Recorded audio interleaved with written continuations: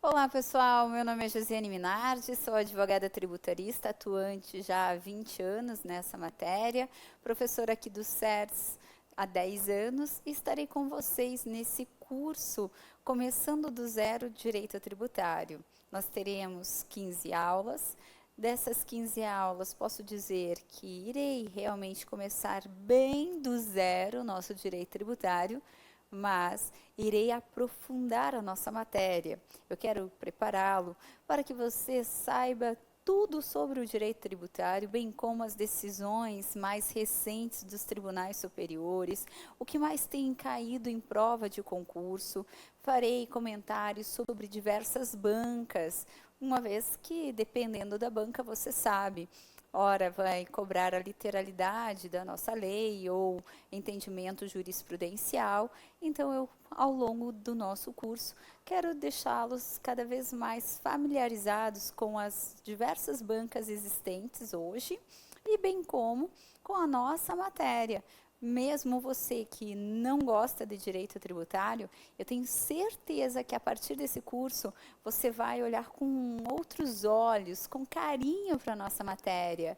Você vai perceber que não é decoreba, trata-se, na verdade, de um raciocínio jurídico tributário. É isso que eu vou implantar aí em você. Eu quero que você raciocine aqui para chegar na sua prova, não precisar, então, de ter decorado a nossa matéria, mas utilizando o seu raciocínio, você acertar o maior número de questões possíveis e, quem sabe, até mesmo que eu desejo do fundo do meu coração que você gabarite todas as nossas questões. Aproveito também para dizer que esse curso ele é elaborado com maior ênfase preparando-os para concursos. Deixo também à vontade para que você, abrindo o edital do concurso que irá realizar, encaminhe para que eu possa analisar junto com você, para que eu mostre os pontos que você deve dar maior atenção, deve estudar, prepara um material específico para você,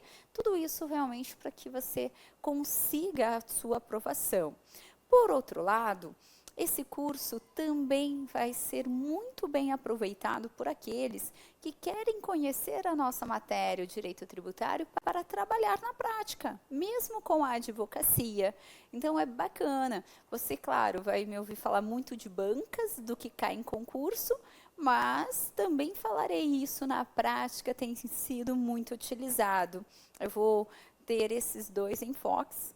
Claro que preparatório para concurso será muito maior, ok?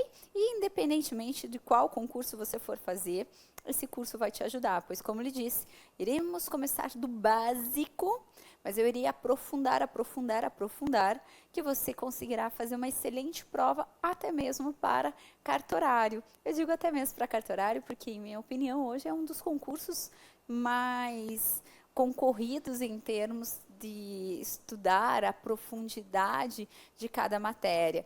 Cartorário, magistratura, procuradoria, advocacia pública, esses são realmente os mais concorridos que temos que aprofundar, dada as bancas que têm trabalhado de forma mais aprofundada no nosso direito tributário. Tá certo?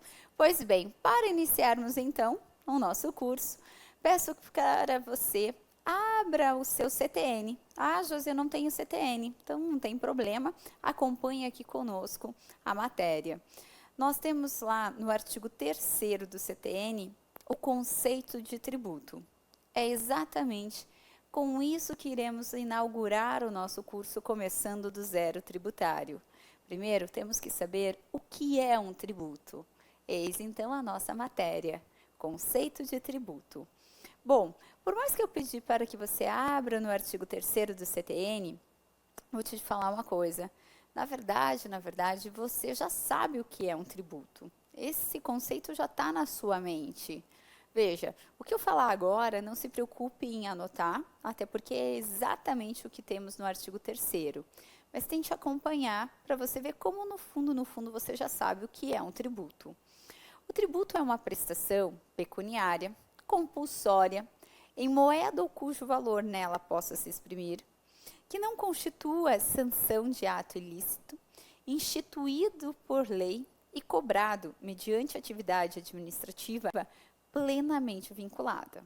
Ora, o conceito pode até assustar, porque é um tanto grande, digamos assim, mas veja como você já sabe realmente o que é um tributo. Lá no artigo 3º do CTN, como eu lhe disse, nós temos que tributo é uma prestação. Ora, é claro que o tributo é uma prestação. Opa, deixa eu voltar aqui só para conseguirmos acompanhar. É claro que o tributo é uma prestação. Afinal de contas, eu pago o tributo para alguém, então é uma prestação. Voltando para o artigo 3º, eu tenho que o tributo é uma prestação pecuniária. Pecuniária por quê? Porque eu vou pagar o tributo, via de regra, em dinheiro. Eu falo via de regra porque, na verdade, a ideia é que se pague o tributo apenas em dinheiro. Tanto que está aqui o artigo 3º do CTN. Porém, hoje, a partir da Lei Complementar 104 de 2001, existe uma única possibilidade de pagarmos o tributo que não seja com dinheiro, que é a dação em pagamento de bem imóvel, desde que haja previsão em lei. A Lei Complementar 104 de 2001 acrescentou ao artigo 156 do CTN, que trata sobre a extinção do crédito tributário, o inciso 1, para dizer que a dação em pagamento de bem imóvel, desde que haja previsão em lei, também é uma hipótese de quitar um tributo, extinguir o crédito tributário. É claro que isso nós iremos estudar com maior aproveitamento na aula específica referente à extinção do crédito tributário.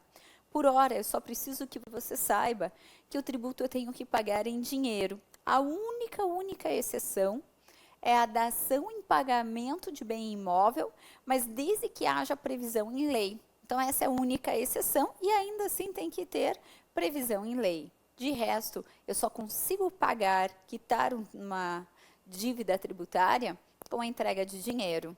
É muito comum nós verificarmos que determinadas empresas, a exemplo, uma empresa que faça serviço de limpeza, quando ela está com dificuldade em pagar os tributos, ela oferece, de repente, serviços para o ente para que quite o tributo. Não, isso não se admite. Ela pode até tentar, mas não consegue, porque o tributo eu tenho que pagar em dinheiro. O artigo 3º já me diz. Tributo é uma prestação pecuniária. E acompanhando aqui, pecuniária compulsória. Pecuniária compulsória. Por quê? Porque eu sou obrigada a pagar o tributo assim que ocorre no mundo fenomênico, no mundo concreto, exatamente o que está previsto em lei. Como assim? Veja, a lei vai descrever o ato, a situação que foi eleita para sofrer a incidência tributária. Isso quer dizer que o nosso legislador, ele vai até o mundo jurídico, ele escolhe uma situação para sofrer a incidência tributária. A partir do momento que ele escolheu uma situação, ele descreve em lei, a exemplo do IPVA, que o legislador escolheu ser proprietário de veículo automotor, tem que pagar o IPVA. A partir do momento que ele descreveu essa situação e ela ocorre no mundo fenomênico, nasce imediatamente, infalivelmente, o dever de pagar o tributo. Então, você não tem escolha entre pagar ou não pagar o tributo.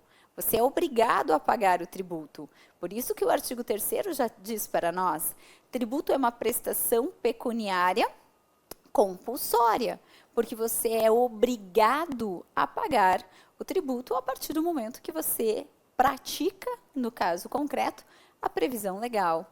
Há, inclusive, hoje, uma questão que muito foi debatida no ano de 2017, referente, aliás, no ano de 2018, né? Peço desculpas aqui, referente à contribuição sindical, que nós iremos estudar, que corresponde a uma espécie tributária, logo é um tributo, e com a reforma trabalhista, tivemos que a contribuição sindical agora não tem mais a obrigatoriedade quanto ao seu recolhimento. só poderá ser cobrada a contribuição sindical nos termos do artigo 579 da CLT se houver permissão do empregado. E isso trouxe vários questionamentos. O primeiro foi justamente se poderia lá uma lei ordinária lá da esfera trabalhista alterar um tributo nosso, que é a contribuição sindical. E o segundo ponto levantado foi justamente esse. Ué, mas se contribuição sindical é tributo, e o artigo 3º do CTN diz que tributo é uma prestação pecuniária compulsória, que a pessoa tem a obrigação de pagar, pode, então, o artigo 579 da CLT falar que é uma opção do empregado pagar ou não pagar a contribuição sindical, pois essa só poderá ser exigida desde que haja prévia autorização? Foi muito criticado e na ADIM 5794, me desculpe, nós tivemos que, por 6 votos a 3, o Supremo reconheceu a possibilidade, sim, da contribuição sindical não ter essa obrigatoriedade na sua cobrança. Dentre os que votaram contrários a essa faculdade, nós temos o ministro Luiz Edson Fachin, que ele disse justamente que, em razão de ser um tributo à contribuição sindical, a sua natureza tributária, ele deveria ser cobrado obrigatoriamente, não tinha como permitir essa possibilidade de existir prévia autorização do empregado. Mas foi um voto vencido, como ele disse, por 6 votos a 3. Hoje prevalece realmente o entendimento quanto à contribuição sindical, que não é mais obrigatória. É possível sua cobrança tão somente após existir uma prévia autorização do empregado para que seja essa contribuição descontada, certo? Tem alguns que já até falam que, em razão dessa nova sistemática, dessa reforma trabalhista, a contribuição sindical nem mais teria a natureza tributária, porque o tributo ele é cobrado de forma compulsória, como no caso que eu te falei do IPVA. A lei diz ser proprietário de veículo automotor tem que pagar IPVA. Ora, se eu sou proprietário de um carro, eu não tenho a faculdade para dizer se vou pagar ou não. É obrigatório, porque tributo é uma prestação pecuniária compulsória, certo? E ainda o artigo 3º do CTN traz para nós, em moeda ou cujo valor nela se possa exprimir, mais uma vez repetindo que o tributo realmente tem que ser pago em dinheiro, não é? E aqui, talvez a parte que possa confundi-lo na hora de uma prova é que diz, não constitua sanção de ato ilícito. Ora, tributo não constitui sanção de ato ilícito. O que quer dizer isso? Tributo não é pena, não é castigo, não é multa, não é sanção. Eu pago tributo não por estar infringindo a lei, ao contrário. Eu pago tributo por estar incorrendo exatamente na previsão legal. Como a lei do IPVA diz, ser proprietário de veículo automotor tem que pagar IPVA. Então, eu sendo proprietária de veículo automotor, eu vou pagar o IPVA. Então, tributo não constitui sanção de ato ilícito. Tributo não é pena, não é castigo, não é sanção. Tributo eu pago por estar incorrendo exatamente na previsão legal. É claro que para quem infringir a lei, nós já temos outro ramo do direito para cuidar, que é o direito penal. Aqui no direito tributário, nós temos que tributo não constitui sanção de ato ilícito. Não é pena, não é castigo, não é multa, certo? É claro que, como eu vou pagar o tributo por estar incorrendo em previsão legal, o nosso legislador, ele só poderá eleger fatos, atos para serem passíveis de sofrer a incidência tributária, desde que sejam atos lícitos. Jamais poderemos ter a tributação sobre aquela atividade ilícita eleita pelo legislador. O que eu quero lhe dizer é que não vai encontrar uma lei, por exemplo, que diga lá que vender drogas tem que recolher o ICMS. Não existe isso. O legislador, ao escolher a atividade para ser objeto de tributação, ele só pode escolher atos lícitos, jamais atos ilícitos. Porém, aqui cuidado, os frutos, veja o que eu falei, os frutos de uma atividade ilícita, esses sim podem ser objeto de tributação. Então, o legislador, ao eleger uma atividade para sofrer a incidência tributária, ele só pode escolher atos lícitos, ok? Mas os frutos de uma atividade ilícita podem ser objeto de tributação. Por quê? Porque nós temos no direito tributário o artigo 118, inciso 1 do CTN, que diz o seguinte: o fato gerador interpretar-se-á independentemente da validade do negócio jurídico. O que isso quer dizer? É o seguinte: primeiro, fato gerador, que é a expressão utilizada pela nossa legislação, pela jurisprudência e, por isso, por muitas bancas de concurso, é justamente a situação eleita pelo legislador para que haja incidência tributária. Então, o que eu falo? Ser proprietário de veículo automotor é uma situação que foi eleita pelo legislador para sofrer a incidência do IPVA.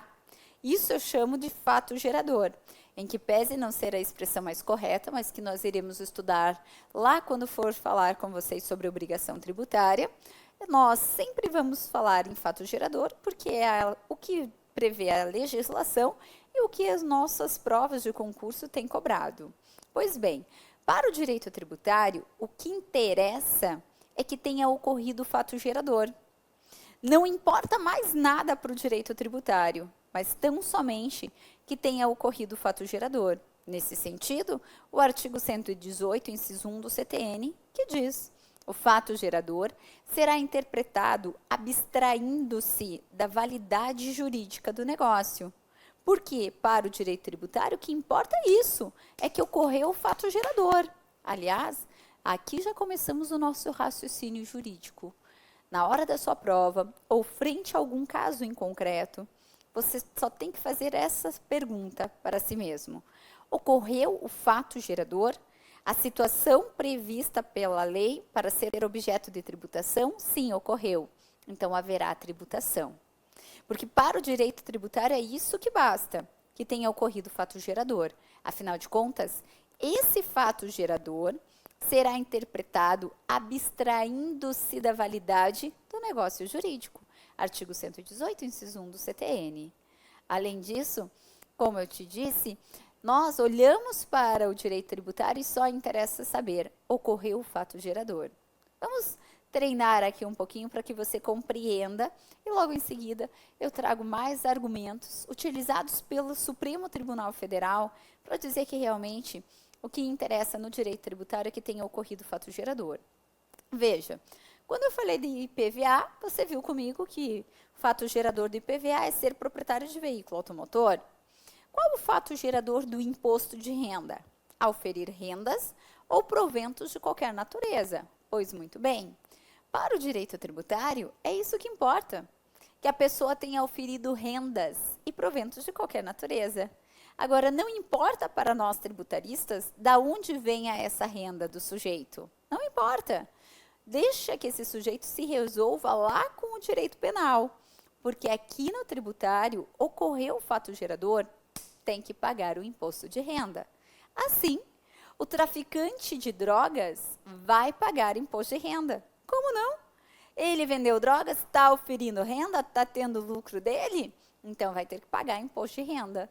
Deixa que ele se acerte lá com o direito penal, porque aqui para nós no tributário o que importa é que ocorreu o fato gerador. Eu interpretarei esse fato gerador abstraindo-se da validade do negócio jurídico. Veja, o traficante de drogas auferiu renda. Eu interpreto o fato gerador auferir renda, independentemente da validade do negócio jurídico. Para nós não importa de onde veio aquela renda, o que importa é o que auferiu renda. Então, guarde para a sua vida de concurseiro, de tributarista. No direito tributário, o que importa é que tenha ocorrido o fato gerador. Ocorreu fato gerador? Haverá tributação. Primeiramente, em razão do artigo 118, inciso 1 do CTN. Em segundo lugar, porque nós aplicamos o chamado princípio da pecúnia non olet.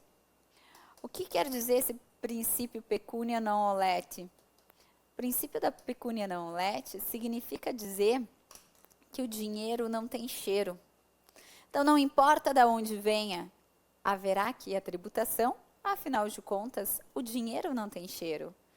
Esse princípio surge desde a antiguidade, quando o rei pretendeu cobrar pelo uso dos banheiros públicos. Naquele momento, muitos de seus súditos olharam para ele e falaram: rei, não pega bem o senhor querer cobrar pelo uso dos banheiros públicos. Não cheira bem o que as pessoas fazem lá dentro. O rei então disse: não me importa se o que as pessoas fazem lá dentro cheira ou não cheira bem. Para mim, me importa que estão utilizando um bem público. E se estão utilizando um bem público, vão ter que pagar por isso. Então, o dinheiro não tem cheiro. Não importa de onde ele vem, porque o dinheiro não tem cheiro. Além disso, o Supremo Tribunal Federal, ao julgar o lead case HC 77530, disse realmente que os frutos de uma atividade ilícita devem ser objeto de tributação, em primeiro lugar, por respeitar o artigo 118, inciso 1 do CTN, em segundo lugar, por utilizar o princípio da pecúnia non olet, que o dinheiro não tem cheiro, e ainda em respeito a mais 2 princípios do nosso ordenamento jurídico tributário e que nós iremos estudar com muita calma quando tivermos a aula específica sobre princípios. Mas, por hora, só para você compreender o entendimento do Supremo Tribunal Federal. O embasamento deu-se dado aos princípios da isonomia, previsto no artigo 150, inciso 2 da Constituição Federal, e o princípio da capacidade contributiva, previsto no artigo 145, parágrafo 1º da nossa Constituição Federal. Como eu disse, não precisam se preocupar, nós teremos uma aula só para tratar sobre princípios, por hora só para compreender o entendimento do Supremo. Pelo princípio da isonomia, previsto no artigo 150, inciso 2 da Constituição Federal, nós temos que tratar igualmente os iguais e desigualmente os desiguais na medida de suas desigualdades. Assim, o Supremo disse: se nós, trabalhadores honestos, quando oferimos renda, temos que pagar o imposto de renda, por que é que o traficante de drogas, quando ofere renda, não vai pagar o imposto de renda? Então, tem que pagar. Cadê a igualdade, isonomia? E pelo princípio da capacidade contributiva, artigo 145, parágrafo 1º da Constituição, que nós também iremos estudar com calma na aula dos princípios, nós temos que, sempre que possível, os impostos devem ser graduados conforme a capacidade econômica do sujeito. De modo que, quanto maior for a capacidade econômica, significa que maior é a sua capacidade contributiva, maior a sua capacidade de pagar imposto. Então, o Supremo disse, o traficante de drogas, ele ofere renda, ele tem bastante capacidade econômica, por que não contribuir? Tem capacidade contributiva, tem que pagar o imposto de renda. Então, só para fecharmos aqui, o que eu disse a vocês, o tributo, ele não constitui sanção de ato ilícito, ok. Ele não é pena, não é castigo, não é multa. Eu pago tributo justamente por incorrer na previsão legal. O legislador, ao eleger um ato para sofrer a incidência tributária, ele, enquanto legislador, ele só poderá escolher atos lícitos, jamais ato ilícito. Porém, os frutos de uma atividade ilícita podem ser objeto de tributação, porque no direito tributário o que importa é que tenha ocorrido o fato gerador, artigo 118, inciso 1 do CTN, o fato gerador será interpretado abstraindo-se da validade do negócio jurídico. Em segundo lugar, utilização do princípio da pecúnia non olet, o dinheiro não tem cheiro. Terceiro lugar, princípio da isonomia. Quarto lugar, princípio da capacidade contributiva. Certo?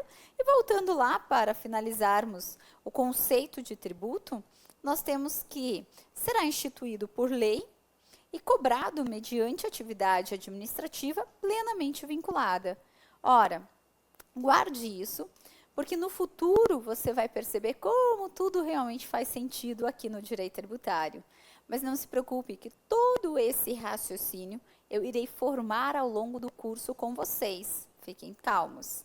Dizer que a atividade é uma atividade plenamente vinculada significa dizer que a autoridade administrativa vai cobrar o tributo nos exatos termos previstos na lei, exatamente como está previsto na lei. Então, exerce uma atividade plenamente vinculada à lei. Aqui não há espaço para o poder discricionário da autoridade administrativa. Não será cobrado tributo por uma questão de conveniência e oportunidade, mas por expressa previsão legal. Se a lei diz, você vai pagar 3,5% de IPVA sobre o valor do seu automóvel, se esse valor corresponder a R$2.000, não adianta você querer entregar R$ 1.988 que não vai conseguir pagar esse tributo, não. Porque a atividade administrativa ela é plenamente vinculada à lei. A cobrança deve ser exatamente nos termos previstos em lei, certo? Agora sim, tudo, mas exatamente tudo que está aqui no artigo 3º do CTN será considerado tributo.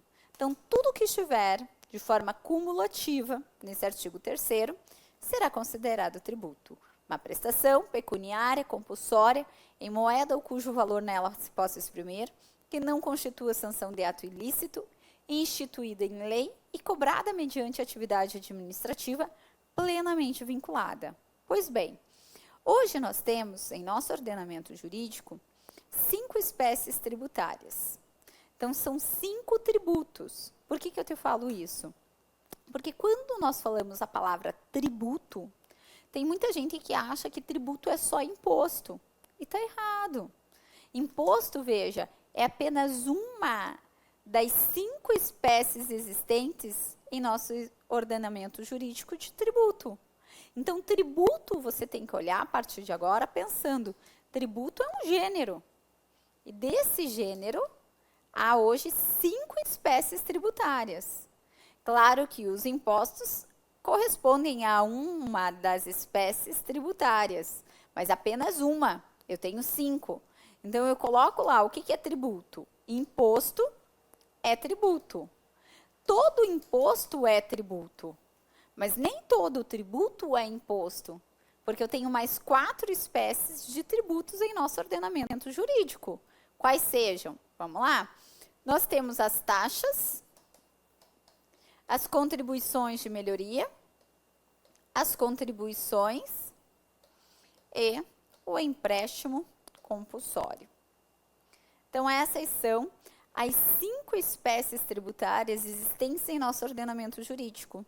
Foram analisadas pelo Poder Judiciário e verificados que preenchem exatamente o que está lá no artigo 3º do CTN. Prestação pecuniária compulsória em moeda ou cujo valor nela possa se exprimir. Quanto às 3 primeiras espécies tributárias, quais sejam? Os impostos, taxas e contribuições de melhoria, a previsão está até mesmo no CTN, lá no artigo 5º do nosso CTN, assim como no artigo 145 da Constituição Federal. Com relação às contribuições e o empréstimo compulsório, essas 2 espécies tributárias não estão previstas em nosso CTN. Nós iremos encontrá-las tão somente na Constituição Federal. Nós temos que a contribuição está no artigo 149 e o empréstimo compulsório, artigo 148 da Constituição Federal. Por que eu não tenho previsão tanto da contribuição como do empréstimo compulsório em nosso CTN? Porque o nosso CTN ele é de 1966. A época em que ele foi promulgado, não existiam ainda as contribuições, nem mesmo o empréstimo compulsório. Essas 2 espécies tributárias vieram depois, posteriormente, com o advento da Constituição Federal. Por isso, então, que eu só encontro na Constituição sobre contribuição e empréstimo compulsório. Não tem no CTN. Isso tem sido motivo de algumas pegadinhas em provas de concurso. De que forma? O Código Tributário Nacional prevê 5 espécies tributárias. Falso. O CTN prevê apenas 3 espécies tributárias, que são impostos, taxas e contribuições de melhoria. Agora, outra pegadinha, e aí é mais para a banca da FGV, provas realizadas por essa banca. A outra pegadinha é, o nosso ordenamento jurídico entende apenas 3 espécies tributárias. Falso. Segundo o entendimento do Supremo Tribunal Federal, o ordenamento jurídico comporta 5 espécies tributárias: impostos, taxas, contribuições de melhoria, contribuições e empréstimo compulsório. Então, você sempre tem que ficar de olho. E também, uma questão importante para fins de concurso. As bancas cada vez mais têm buscado questões perguntando, conforme entendimento jurisprudencial, conforme doutrina, conforme previsão legal. Isso que você sempre tem que estar atento. Conforme entendimento jurisprudencial, há 5 espécies tributárias em nosso ordenamento. De acordo com o CTN, apenas 3. Certo? Venha comigo para o nosso próximo bloco, não saia daí que tem muita coisa importante já nessa primeira aula do curso.